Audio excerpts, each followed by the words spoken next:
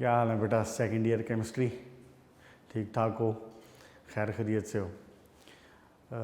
अपने मामलात को अच्छे तरीके से हैंडल करने की कोशिश कर रहे हैं। बेसिकली इंसान के हाथ में तो बुनियादी तौर पे कोशिश ही है, उसके बाद तो सारे मामलात अल्लाह के हवाले जाते हैं। बहरहाल अल्लाह ताला आपके लिए आसानियाँ करें और आपके मामलात में आसानियाँ करें और आपको आपके फ्यूचर में कामयाब करें। हाल में यूजुअली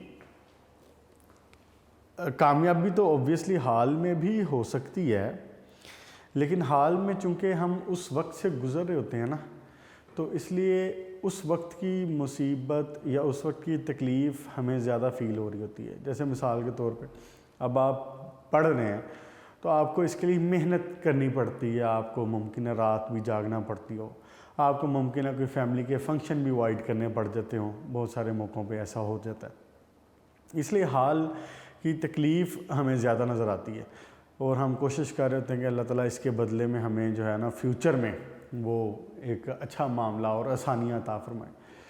बहरहाल अल्लाह ताला से दुआ है कि अल्लाह ताला हर हाल में ही आसानियाँ रखें और हाल में भी रखें और मुस्तक़बिल में भी रखें। मांगना तो बंदे को खुल के चाहिए, यानी कि वो कहते हैं ना एक, अच्छा ये बात अब शुरू हो गई है, तो वो कहते हैं ना कि आप यानी अपनी साइंस ना लड़ाएं मांगने में।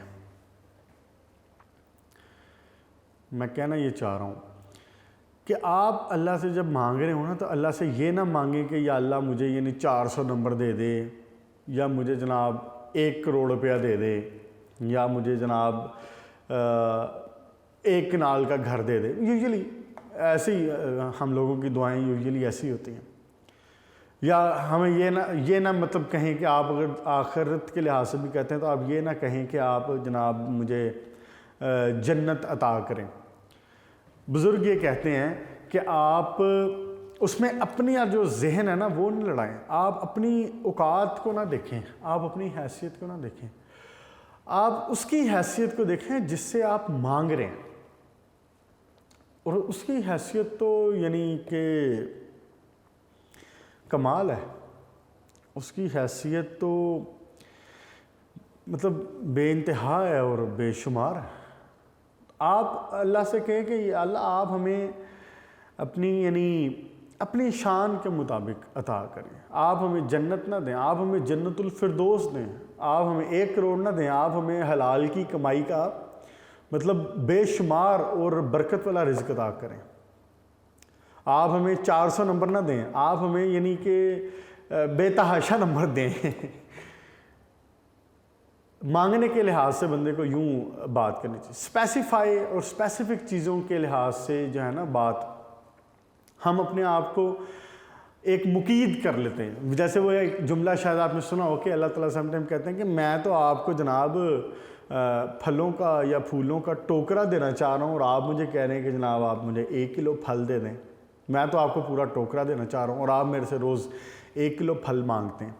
जब आप मांगने वाली ज़ात जो है वो इतनी बड़ी है और उसकी हैसियत बेतहाशा बड़ी है, तो फिर हमें उसके लिहाज से मांगना चाहिए और उसके लिहाज से करना चाहिए, बजाय ये कि हम अपने लिहाज से यानी अपनी छोटी सोच के लिहाज से मांगें। अल्लाह ताला आपके लिए आसानियाँ करें जी। अच्छा बच्चों, लास्ट टाइम हमने नोमेनक्लेचर ऑफ अल्केन्स शुरू कर दिया था, बल्कि ख़त्म ही कर दिया था। अल्केन्स का जो नोमेनक्लेचर है वो ख़त्म हो गया। तो मैंने आपको 2 क्वेश्चंस भी बताए थे आपकी एक्सरसाइज के। क्वेश्चन नंबर जो 6 है वो तो है ही नोमेनक्लेचर ऑफ अल्केन्स पे। फिर क्वेश्चन नंबर 4 और 5, इसमें से आपको वो कोई भी स्ट्रक्चर दे सकता है कि आप इसको नेम करें, या आपको वो नेम दे सकता है कि आप इसका स्ट्रक्चर बनाएं। जैसे मिसाल के तौर पर एक ईजी सी बात करता हूँ, 2 3 5 tri methyl let's say hexane, या हेक्सेन नहीं कहता मैं, चलो हेप्टेन कह लेता हूँ। आपको वो यूँ भी कह सकता है। अच्छा, ये मैंने आपको बताया था कि इसमें स्पेस देने का जो बहुत कोई स्पेसिफिक मसला नहीं है, स्पेस दे भी सकते हैं, कुछ बुक्स में स्पेस दी भी होती है, कुछ में नहीं भी दी होती। आपकी टेक्स्ट बुक में चूँकि उसने स्पेस नहीं दी हुई तो आप इसी को फॉलो करें। बहुत अहम जो बात है वो ये कोमाज हैं और ये हाइफन है, इनमें गलती नहीं करनी। ओके जी, तो इस तरह वो आपको बाय नेम भी दे सकता है, वो नाम दे के कह दे आपको कि जनाब इसका स्ट्रक्चर बना के बताएं क्या बनेगा, ये भी कह सकता है। वो आपको कह सकता है कि एक स्ट्रक्चर दे और इसको कहें कि इसको नेम करें, इसका नाम क्या हो। तो ये वाले एक्सरसाइज के क्वेश्चन है, मुझे उम्मीद है कि आपने इनमें से किए होंगे। मैंने आपको लास्ट टाइम ये भी कहा था कि जितने आप कर सकते हैं वो कर लें, और जो सिंगल बॉन्डेड वाले ख़ास तौर पे थे, क्योंकि हमने लास्ट टाइम तक सिंगल बॉन्ड का पढ़ा था, सिर्फ अल्केन्स का। तो अब आज हम इंशाल्लाह ताला सेकंड और डबल और ट्रिपल बॉन्ड का भी क्लियर कर लेंगे, अल्कीन और अल्काइन को भी देख लेंगे। फिर आप ये क्वेश्चन नंबर 4, 5 और क्वेश्चन नंबर 11 भी लिख देता हूँ एक्सरसाइज का। क्वेश्चन नंबर 4, क्वेश्चन नंबर 5 और क्वेश्चन नंबर 11, ये तीनों अब आपने हिम्मत मारनी है, आपने हिम्मत मारनी है। मैंने लास्ट टाइम भी कहा था, अगर मैं यहाँ बता देता हूँ या मैं बना के दिखा देता हूँ तो आप सीखेंगे नहीं, आप नहीं सीख पाएंगे। इसके लिए आप खुद मेहनत करें, उसके ऊपर अपना दिमाग इस्तेमाल करें। शाम को बैठ के किसी वक्त शोर शराबे से थोड़ा सा बच के उस वक्त सोचने की कोशिश करें, फाइंड आउट करें। उसको जब फाइंड आउट करें उसमें स्ट्रक्चर एक प्रोड्यूस करें, स्ट्रक्चर बनाएं, फिर उसको स्ट्रक्चर को अपने नोट्स के साथ कंपेयर करें। अगर मिसाल के तौर पे गलती होगी ना तो आपको पता है, आपको देखने में समझ आ जाएगी, ओहो मैंने ये गलती की, ये इस पॉइंट पे मैंने, उसमें कोई टेक्निकल बहुत इश्यूज नहीं है, वो सीधे सीधे रूल्स हैं, उन्हीं रूल्स को फॉलो करना है और कोई साइंस नहीं है।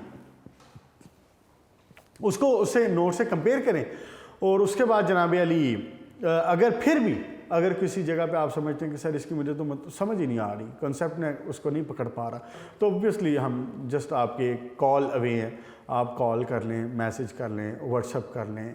बच्चे सारा कुछ यूज़ कर रहे हैं, आसानी हो जाती है बच्चों को व्हाट्सअप पे भी, तो उसलिए ऑब्वियसली फिर इंशाल्लाह ताला उसको क्लैरिफाई कर लेंगे। ठीक है बच्चों, लेकिन इसको करें, इसको खुद करें, शाबाश। इन तीनों क्वेश्चंस को खुद अटैम्प्ट करें और इंशाल्लाह ताला हो जाएगा। एक नज़र हम अल्केन के नोमेनक्लेचर को दोबारा देख लेते हैं। अच्छा, अल्कीन और अल्काइन वाला जो है ना, कोई मुश्किल नहीं है, सेम टू सेम बातें हैं, रूल्स भी सेम है, सिर्फ चंद एक बातें, एक दो पॉइंट डिफरेंट हुआ करेंगे, वो मैं आपको बता दूंगा। बाकी आप देखेंगे सारी चीज़ें सेम टू सेम होंगी। अल्केन्स की बात करते हैं एक लम्हे के लिए। अल्केन में क्या बात हो रही थी जनाब, आपने सबसे पहले देखें ना, जल्दी जल्दी से मैं बताया जाता हूँ। अच्छा, मिसाल के तौर पे अगर वह आपको बोर्ड में यही लॉन्ग क्वेश्चन दे दे, give the rules for the nomenclature of alkanes, तो फिर 6-7 पॉइंट हैं आपके सामने, सिंपल से याद कर लें, इनको एक एक एग्जाम्पल दे के साथ एक्सप्लेन कर दें, बस इतनी सी बात है उसमें। यानी आपने इसको रट्टा नहीं मारना। मैं बेसिकली आपको शुरू से, मेरा ख्याल है शायद जब से सेकेंड ईयर केमिस्ट्री शुरू हुई है, मैं आपको ये कह रहा हूँ कि ऑर्गेनिक में तो रट्टा आप नहीं मारेंगे, ऑर्गेनिक में रट्टा नहीं चलेगा, ऑर्गेनिक में कॉन्सेप्ट चलने हैं और उसी का फ़ायदा होना आपको। पहली बात क्या थी, you will select the parent chain with the longest number of with the highest number of carbons। आप देख लेंगे कि चेन जिगजैग किधर से किधर कैसे कैसे जा रही है और उसमें जो हाईएस्ट नंबर ऑफ कार्बन आपके चेन में बनते होंगे आप वो सिलेक्ट करेंगे। आप इसको नाम दे देंगे अपने जहन में कि ये पेरेंट चेन है। और जैसे कि मैंने आपको बताया था, अपनी शीट के, अपनी जो आपको उन्होंने शीट दी हुई है आंसर शीट के लास्ट पेज पे जाके ऊपर लिख लें रफ वर्क, क्लियरली मार्क कर लें ऊपर रफ वर्क, ठीक है। उसके बाद उसमें उस पेज के ऊपर ये काम कर लें। वहाँ पे जाके क्या करें, पूरा वो जो कार्बन का उसने जो भी चेन बना के आपको दी हुई है, कोई भी उसकी स्ट्रक्चर हो सकता है, ये देखें मिसाल के तौर पे, ये देखें, अब ये ओपन चेन है, ये क्लोज चेन तो नहीं। अपनी तरफ से बड़ा वो मिसाल के तौर पे ऐसी कोई चीज़ देता है तो जिगजैग बना के देगा कि जी बच्चे से कंफ्यूज होंगे, लेकिन मुझे पता आप पढ़े लिखे बच्चे हैं, आप कंफ्यूज नहीं होंगे। ये ओपन चेन है। आपने सिर्फ लॉन्गेस्ट चेन सेलेक्ट करनी है और आपने क्या करना है, उसको यूं करके अंडरलाइन कर लें, या जैसे कि एक मैं ब्लॉक सा बना रहा हूँ ऐसे बना लें। इससे आपको ना फिर आसानी हो जाएगी, आप कंफ्यूज नहीं होंगे सब्स्टिट्यूएंट को आइडेंटिफाई करने में। ठीक हो गया। आपने पेरेंट चेन डिसाइड कर लिया। अब आप देखें कि मिसाल के तौर पे इसके यहाँ सब्स्टिट्यूएंट लगा हुआ है, इसके यहाँ पे सब्स्टिट्यूएंट लगा हुआ है, इसके यहाँ पे सब्स्टिट्यूएंट लगा हुआ है। अब आप इजीली आइडेंटिफाई कर सकते हैं, हाँ ये सब्स्टिट्यूएंट है। ठीक हो गया जनाब। मिसाल के तौर पे यहाँ पे क्लोरो लगा हुआ है, लेट से यहाँ पे ब्रोमो लगा हुआ है, मैं कहता हूँ जनाब यहाँ पे क्या लगा हुआ है, मिथाइल कह लेते हैं चलें। उसके बाद क्या था, उसके बाद रूल ये था कि आप जनाब क्या करेंगे कि जो उसकी जो गिनती है, उसकी जो काउंटिंग है, कार्बन नंबर जो आपने देना है वो कहाँ से देना आपने, जिधर से आपको ये जो है क्या नाम है इसका सब्स्टिट्यूएंट वो करीब पड़ रहा होगा, जहाँ से सब्स्टिट्यूएंट करीब पड़ रहा हो। फिर अगर मिसाल के तौर पे आप एक सब्स्टिट्यूएंट पे, पहले सब्स्टिट्यूएंट पे, अब मैं आखिरी पॉइंट बताने लगूँ, जो अगर आप पहले सब्स्टिट्यूएंट से डिसाइड नहीं कर पाते, जैसे कि मैंने आपके सामने एग्जांपल लिखी है, देखें अगर आप यहाँ से चलें तो भी पहला सब्स्टिट्यूएंट यहाँ है, यानी कार्बन नंबर 2 पे है। अगर मैं यहाँ से चलता हूँ तो भी पहला सब्स्टिट्यूएंट कार्बन नंबर 2 पे है। तो फिर अब रूल नंबर 7 का वो जो ए पॉइंट और बी पॉइंट था वो आता है। वो क्या कहता था, वो कहता था कि जब आप पहले सब्स्टिट्यूएंट से आइडेंटिफाई ना कर सकें तो you will look for the second substituent where it is attached, जहाँ वो अटैच है वहाँ उस तरफ से फिर आप देखेंगे कि वो कौन से कार्बन नंबर से करीब पड़ता है, and you will start the counting from that side. ऐसे ही अब पहले से मैं डिसाइड नहीं कर पा रहा इस एग्जांपल में, ठीक है, मैं अब I will go for the second substituent. मैं इसको देखूंगा 1 2 3 4, यहाँ से जो सेकंड सब्स्टिट्यूएंट है वो 4 कार्बन पे, चौथे कार्बन पे लगा हुआ है। ओके, यहाँ से लेट्स सी 1 2 3 4 5 6, यहाँ से आता हूँ तो छठे पे लगा हुआ है। तो क्या डायरेक्शन मुझे लेनी चाहिए, मुझे ये डायरेक्शन लेनी चाहिए। एक कार्बन नंबर 1 2 3 4 5 6 7 8 9। मैंने आपको उस दिन भी बताया था जल्दबाजी नहीं करनी, खुद के जहन में ये नहीं तसल्ली देनी और ओवर कॉन्फिडेंट नहीं होना कि हाँ जी मुझे आता है और मैंने एक नज़र में देख के पूरा ये अगर सर्कल यूँ बनाया होगा, अंडरलाइन किया होगा, गिनती लिखी होगी तो there will be no chance of mistake. और अगर आपने ये पूरे का पूरा ठीक लिख दिया है with the rules, with following with the rules, तो आपका 2 नंबर इंशाल्लाह पक्के हैं, उसमें शॉर्ट क्वेश्चन अगर आता है। ओके जी, ये बात हो गई थी। उसके बाद ये इसने मैंने गिनती भी जनाब स्टार्ट कर ली, मैंने देख लिया सेकंड सब्स्टिट्यूएंट यहाँ से करीब पड़ता है, इसका मतलब है गिनती यहाँ से शुरू होनी। मैंने टोटल नंबर ऑफ कार्बन निकाल लिए तो मुझे पता चला कि इसका जो डबल बॉन्ड सिंगल बॉन्ड है कोई इसमें पेरेंट चेन में कोई डबल बॉन्ड सिंगल बॉन्ड नज़र आ रहा है, नहीं नज़र आ रहा। इसका मतलब है मैं इसका नाम जो पेरेंट नेम जो इसका बेस नेम बनेगा वो नो नेम बनेगा। ठीक हो गया। अब मैंने पुट करने सब्स्टिट्यूएंट, हाँ जी बताएं जी कौन कौन किधर किधर है। सेकंड पे जनाब लगा हुआ है मिथाइल, फोर्थ पे लगा हुआ है क्लोरो, एट्थ पे लगा हुआ है ब्रोमो। अब इसमें रूल क्या कह रहा था, इसमें रूल कह रहा था यू विल गो अल्फाबेटिकली, बस सीधी सी बात है, ABC काउंट करें और देख लें। अब मिसाल के तौर पे आप इसमें शुरू करें तो B पहले आता है ABC में, उसके बाद C आता है, उसके बाद M आएगा मिथाइल। ठीक है, तो अब इसका नाम मैं क्या लिखूंगा, अब मैं लिखूंगा इसका नाम 8 hyphen bromo hyphen 4 hyphen chloro nonane, बस। और सॉरी मिथाइल रह गया, बिल्कुल सही, आपके जहन में बिल्कुल सही बात आई है कि मिथाइल रह गया। तो इधर क्या आ जाएगा 2 मिथाइल नॉन एन, ये इसका नाम हो जाएगा। 8 bromo 4 chloro 2 methyl nonane. Clear होगी जी बात। सारे रूल्स भी इसमें डिस्कस हो गए, मेरा नहीं ख्याल कि कोई रूल इसमें रह गया, सारे रूल भी एक बार रिवाइज हो गए। अब आते हैं जनाब हम अपने डबल बॉन्ड और ट्रिपल बॉन्ड पे। Alkanes and alkenes, page number है आपका 141। लें जी पेज नंबर 141। ऑर्गेनिक केमिस्ट्री को जितना लिखोगे आपको याद हो, तो इनऑर्गेनिक में मैं आपको कह रहा था कि इक्वेशंस को लिख के याद करें।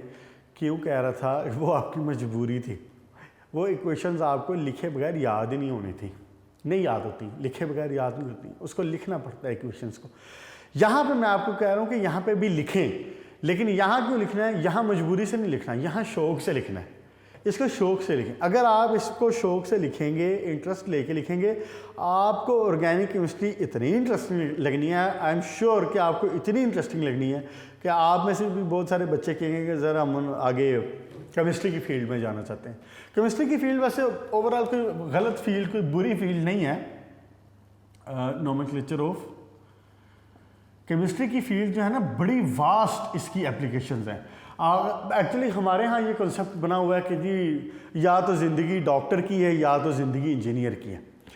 अब तो मतलब अब क्या कहना चाहिए कि इंडस्ट्री के जो हालात हैं और जितना मार्केट में यानी सैचुरेशन है जॉब्स के हवाले से, तो डॉक्टर्स और इंजीनियर दोनों ऑब्वियसली बोथ आर रिस्पेक्टेड यानी प्रोफेशंस, लेकिन when the student do not have an other chance कि उसके पास कोई और ऑप्शन नहीं है तो वो क्या करे, तो ऑब्वियसली इसके अलावा भी और बहुत सारे ऑप्शन, जैसे आपके बहुत सारे सीनियर बच्चे जो हैं वो अकाउंटिंग की फील्ड में चले जाते हैं। यस, एफएससी करने के बाद बच्चे एसीसीए की तरफ चले जाते हैं, सीए की तरफ चले जाते हैं।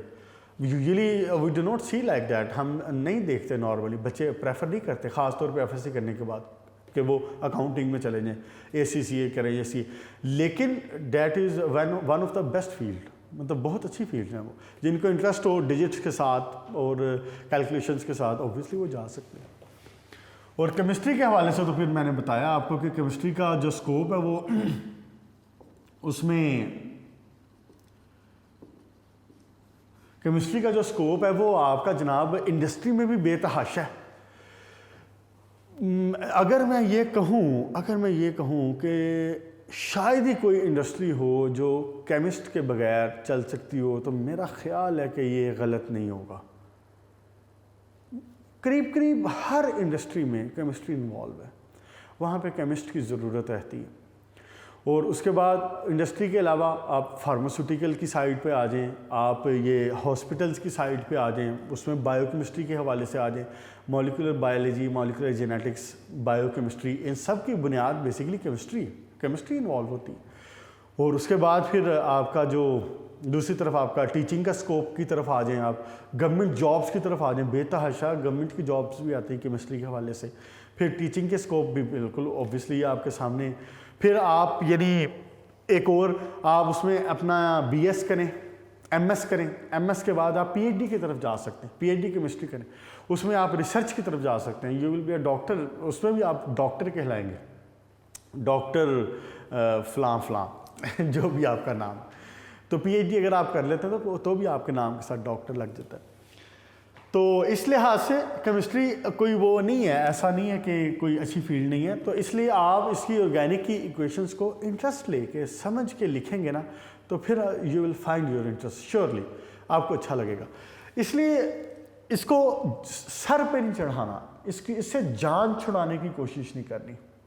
वो जैसा कि कहते हैं ना, मुझे काम चलाएं बस, ठीक है जी, रट्टा शट्टा मार के गुजारने वाली बात करें, वो नहीं करना ऑर्गेनिक के साथ ख़ास तौर पे, क्योंकि आपका जो एंट्री टेस्ट है वो भी एक मेजर पोर्शन ऑर्गेनिक से होता है। फिर ऑब्वियसली अगर आप एफएससी के मार्क्स नहीं लेंगे केमिस्ट्री में तो वो भी आपका मेरिट डाउन हो जाएगा। आए जी नोमेनक्लेचर ऑफ अल्कीन्स पे आए सबसे पहले। अच्छा बेटा, अल्कीन और अल्काइन सेम जो बात मैं अल्कीन में बताऊंगा ना, वही बातें अल्काइंस में होंगी।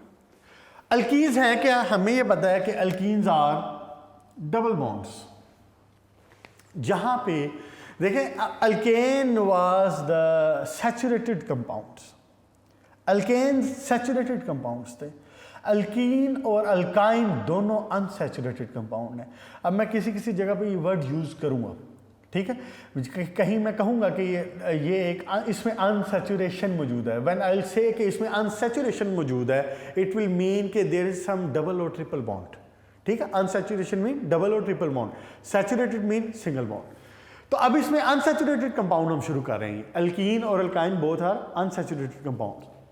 अच्छा, इसमें रूल ये कहता है, first of all you will look on the equation, on the structure, and you will find if there is any double or triple bond।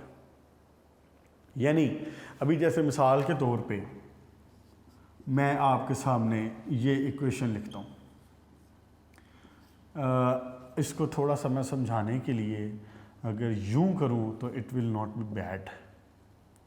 लें जी, ठीक हो गया। हाइड्रोजन पूरे कर दूं, CH3 CH2 CH2 CH2 CH2, इसके साथ इसके पूरे हैं, देखें 4 बॉन्ड पूरे हैं, दो बॉन्ड इधर बने हुए, 2 इधर बने हुए, ये पूरा है। इसके 2 बने हुए हैं CH2 CH2 CH3, ठीक हो गया जनाब। ऑल ओके, 1 2 3 4, ठीक है पूरे, ओके। अब रूल ये कहता, अच्छा अब पुराने वाली बात के हवाले से ज़रा सोचें। जो एल्केन्स का रूल था उसमें उसने क्या कहा था, उसने कहा था कि you will find the chain of the carbon with the longest और with the highest number of carbons. अगर मैं ये कहूँ, अब देखिए कंपैरिजन में बता रहा हूँ, अगर मैं ये कहूँ उसके रूल के मुताबिक तो 2 ऑप्शंस बनते हैं, 1 2 3 4 5 6, after that you can go this side 7, एक ही साइड पे जा सकोगे ना, 7 हो गए। इस सूरत में 7 बनते हैं, ओके जी। ये सब्स्टिट्यूएंट आ जाएगा, ये सब्स्टिट्यूएंट आ जाएगा अगर आप इसको काउंट करते हैं तो। अच्छा और क्या ऑप्शन हो सकता है, 1 2 3 4 5 6 7 8। अगर मैं चेन को यू सेलेक्ट करूं, मेरे मार्कर की जरूरत देखें, अगर मैं चेन को यू सेलेक्ट करूं तो आई गेट 8 कार्बन्स, ठीक हो गया। और इस सूरत में आई गॉट 1 2 5 6, कितने बने, 5 और 2 7। इस केस में मुझे 7 कार्बन मिलते हैं, इस केस में मुझे 8 कार्बन मिलते हैं। when I see the rules of alkanes, I should go for this chain, this will be the parent chain। अब alkene और alkyne में क्या फ़र्क है? First you will see on the chain if there is some unsaturation। unsaturation mean some kind of double bond or triple bond। Rule कहता है कि अगर unsaturation मौजूद है तो you will select the chain जिसमें डबल और ट्रिपल बॉन्ड को इंक्लूड करेंगे। बात समझ आइए, सिंगल को देख के चलूं तो मुझे 8 मिल रहे हैं, डबल को इंक्लूड करूं तो आई एम गेटिंग 7। फिर किस रूल को फॉलो किया जाएगा, किसको बात को चला जाएगा, किसको माना जाएगा? तो for this thing rule says कि आप वो चेन सिलेक्ट करेंगे वो हाईएस्ट नंबर, बल्कि ये कहना चाहिए वो highest number of carbon containing chain which is including double and triple bond also. बात समझ आ गई? ध्यान करें जरा। अगर मैं ये कहूँ कि डबल बॉन्ड को ट्रिपल बॉन्ड को इंक्लूड करना जरूरी है तो मैं फिर ये भी तो एक चेन बनती है, 1 2 3 4, ये भी तो चेन बन रही है ना, 1 2 3 4। अगर हम कह रहे हैं कि डबल बॉन्ड ट्रिपल को जरूरी है इंक्लूड करना, लेकिन we will go for the chain जिसमें हाईएस्ट नंबर ऑफ कार्बन भी हो और डबल और ट्रिपल को भी वो इंक्लूड कर ले। फिर मतलब the parent chain in this case must be this one, ये पेरेंट चेन बनेगी इसमें। क्लियर होगी बात? You will get the maximum carbon number and double bond is also included। यही बात ट्रिपल में भी हो जाएगी। अल्कीन और अल्काइन के ये पॉइंट सेम, अगर डबल हो या ट्रिपल हो तो आप उसको इंक्लूड करेंगे, ठीक हो गया। उसको आप चेन से बाहर नहीं करेंगे, गलत हो जाएगा मामला, खत्म हो जाएगा, वहीं पे क्रॉस हो जाएगा सारा। क्लियर जी? ओके, अब बताएं logically what should we do the next, क्या करना चाहिए अब हमें नेक्स्ट? हम जैसे पहले कर रहे थे सब्स्टिट्यूएंट की तरफ से काउंटडाउन शुरू करते थे, तो अब हमारे पास सब्स्टिट्यूएंट से ज़्यादा इंपॉर्टेंट चीज़ लगी हुई है फंक्शनल ग्रुप। जो फंक्शनल ग्रुप ये डबल बॉन्ड और ट्रिपल बॉन्ड लगा हुआ है। सब्स्टिट्यूएंट भी वैसे फंक्शनल ग्रुप होता है, लेकिन रूल कहता है कि आप इसमें डबल और ट्रिपल बॉन्ड को प्रेफरेंस देंगे, यानी आप काउंटिंग वहाँ से स्टार्ट करेंगे जहाँ से डबल बॉन्ड या ट्रिपल बॉन्ड करीब पड़ता होगा। क्लियर होगी जी बात? अब इसका मतलब है मैं काउंटिंग यहां से नहीं स्टार्ट करूंगा, मैं काउंटिंग यहां से स्टार्ट करूंगा। क्लियर? ओके, लिख सकता हूं अब 1 2 3 4 5 6 7। ले जी, अब मेरे पास 7 कार्बन नंबर की एक चेन मिल गई है, और उसके बाद मामला ये है कि हेप्टेन बनता है ना 7 के लिहाज से, हेप्ट बनता है। तो अगर होता सिंगल चेन तो I would say single bond I would say heptane. अब रूल ये कहता है कि जब आपके पास डबल बॉन्ड आ जाएगा तो आप इसके ये पोर्शन चेंज करेंगे नाम का and you will put heptene. Clear होगी बात?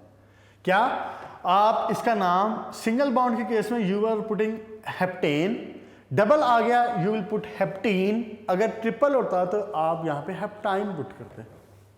क्लियर? ओके जी, नेक्स्ट बात। अब मामला ये है, ये हेप्टीन का तो चले डिसाइड हो गया।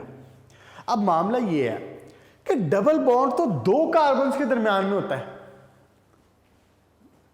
सब्स्टिट्यूएंट के केस में तो हमें आसानी थी कि एक ही कार्बन के ऊपर लिखना था और हम उसका नाम दे देते थे, उसको मार्क कर देते थे, उसको बता देते थे कि ये कार्बन है, बस किस्सा ख़त्म, आगे ऐसे कार्बन नंबर 4, कार्बन नंबर 5। अब ये तो दो के दरमियान है, अब क्या करें? डबल बॉन्ड की पोजीशन तो बतानी है ना जी, ये तो बताना ना कि डबल बॉन्ड कौन सी पोजीशन पे लग रहा है। तो अब तो ये दो कार्बन के दरमियान में है, तो क्या कहें 1 पे है या 2 पे है? रूल सेज कि आप लोअर नंबर को, लोअर न्यूमेरल नंबर को, लोअर डिजिट को उसके लिए सिलेक्ट करेंगे। यानी 1 और 2 में मुकाबला हो रहा ना, तो आप कहेंगे कि फर्स्ट कार्बन 1 के साथ ही अटैच है, 2 के साथ नहीं कहेंगे। समझ आ गई बात? 2 के साथ आ रहा है ना, 2 के दरमियान आ रहा है, तो रूल क्या कहता है कि आप लोअर डिजिट को, जो लोअर न्यूमेरल आ रहा है, आप उसको सिलेक्ट करेंगे वहां पे। क्लियर? यानी आप इसकी पोजीशन बताएंगे 1 हेप्टीन। ये बात होगी, ये भी एक रूल आ गया। उसके बाद ऑब्वियसली अगली बात, ये जो आपका लगा, अभी ये नाम मुकम्मल तो नहीं हुआ ना, अभी ये जो आपका सब्स्टिट्यूएंट लगा हुआ है, अब आपने उसकी पोजीशन भी बतानी है, तो आप यूं बताएंगे इसको, ये क्या है? पूरा ग्रुप क्या है? ये है ethyl, ethyl, methyl, ethyl, propyl, butyl, pentyl. कौन से नंबर पे? बाकी सारी बातें पुरानी हैं। कौन से नंबर पे लगा हुआ है? जिस सेकंड कार्बन पे लगा हुआ है, सेकंड कार्बन पे लगा हुआ है, तो आप इसको शुरू में ये बता देंगे 2 इथाइल 1 हेप्टीन। फिर मैंने गैप ज़रा दे दिया, 2 इथाइल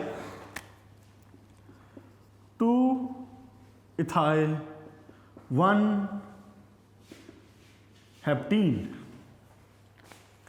क्लियर होगी जी बात? कोई शक है इसमें? आपके पॉइंट अब तक जो कवर हो गए हैं ना, पेज नंबर 141 पे, वो पॉइंट नंबर 4 तक कवर हो गया। एक लास्ट पॉइंट रह गया, बस इसको लेके आज ये क्लोज करते हैं। फिर क्या बात हुई है?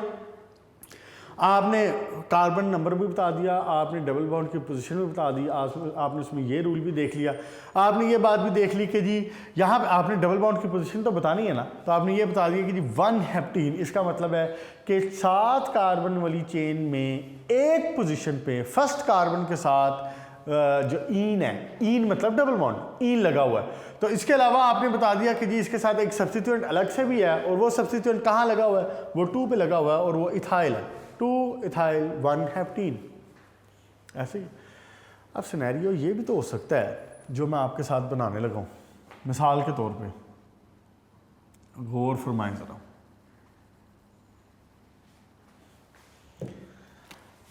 डबल बॉन्ड H H, ये लें जी। अब क्या करें? 2 डबल बॉन्ड आ गए, 2 डबल बॉन्ड आ गए ना।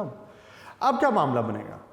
अब अगेन, अच्छा जहां पे भी चेंज कोई आ जाएगा ना, यूं चेंज कर दूंगा मैं, तो आपने फौरी तौर पे शुरू दोबारा वहीं से करना है। पहली बात, पेरेंट चेन वो सिलेक्ट करनी है जिसमें डबल बॉन्ड इंक्लूड हो, जिसमें डबल बॉन्ड इंक्लूड हो। आपने ये चेन सिलेक्ट कर ली, इसमें डबल बॉन्ड इंक्लूड है। क्लियर होगी जी बात? अगर मिसाल के तौर पे डबल बॉन्ड यहां होता ना, तो मैं ये चेन लेता, ये वाली चेन लेता, फिर मैं ये सारा को सब्स्टिट्यूएंट में डाल देता। क्लियर होगी जी बात? अगर डबल बॉन्ड मिसाल के तौर पे यहां होता, तो फिर मैं ये वाली चेन ले लेता। मैंने मैक्सिमम नंबर ऑफ वो कार्बन लेने हैं जिसमें आपके डबल बॉन्ड भी सारे आए, जो सिंगल वाले हैं वो सारे फिर किस में चले जाते? उसमें सब्स्टिट्यूएंट में चले जाते। अब मैंने क्या किया? मैंने डबल बॉन्ड मिसाल के तौर पे ले लिया यहाँ पे। अब मामला क्या बनेगा, आपने पेरेंट चेन चेक किया है, पेरेंट चेन ठीक है, पेरेंट चेन यही बनती है आपकी। अच्छा, अब काउंटिंग कहाँ से स्टार्ट करें? इधर से काउंट करूँ तो डबल बॉन्ड आ रहा है फर्स्ट पोजीशन पे, यहाँ से काउंट करूँ तो डबल बॉन्ड आ रहा है थर्ड पोजीशन पे, इधर से काउंट को थर्ड पे आ रहा है, तो इसका मतलब काउंटिंग कहाँ से स्टार्ट होगी? जहाँ से डबल बॉन्ड करीब पड़ रहा है, इसका मतलब काउंटिंग भी ठीक लिखी हुई है, यही काउंटिंग चल जाएगी। ठीक हो गया। अब मामला आ गया है कि बाकी भी मैंने और कुछ चेंज नहीं किया, इथाइल भी लगा हुआ है।